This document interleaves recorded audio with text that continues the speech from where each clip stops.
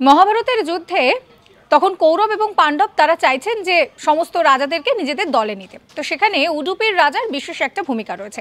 তিনি বলেছিলেন তিনি কারুরই পক্ষে নেই, অথচ তিনি দুজনেরই পক্ষে আছেন। কিভাবে না, এই যে এত বিশাল যুদ্ধ চলছে, সেই যুদ্ধে সাধারণ মানুষ যারা সৈনিক রয়েছেন তাদেরকে খেতে দেওয়া, সেবা শুশ্রূষা করা, এই সমস্ত কাজ করতে হবে। তো তিনি সেই দায়িত্বটা নিয়েছিলেন। যুদ্ধক্ষেত্র থেকে যতজন সৈনিক ফিরতেন তাদের রান্না বান্নার দায়িত্ব তিনি নিয়েছিলেন।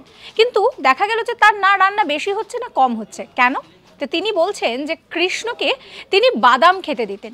তো যতগুলো বাদাম কৃষ্ণ খেতেন, যতগুলো দানা পড়ে থাকতো, সেই দানা তিনি কাউন্ট করতেন এবং সেই দানা কাউন্ট করে রান্না হতো। যতগুলো দানা কাউন্ট হতো ততজন সৈনিকের কিন্তু সেই সময় যুদ্ধক্ষেত্রে মৃত্যু হতো। এইভাবেই তিনি এমন করে খাবারটা তৈরি করতেন যাতে করে খাবার বেশিও হতো না, আবার খাবার কমও হতো না। মহাভারতের এরকম প্রচুর আপডেট রয়েছে বা অনেক গল্প রয়েছে যেগুলো কিন্তু সেইভাবে লোকমুখে শোনা যায় না, তার মধ্যে এটাও অন্যতম। এরকম সমস্ত কন্টেন্টের জন্য সাবস্ক্রাইব করবেন আজ তাক বাংলার ইউটিউব চ্যানেলকে।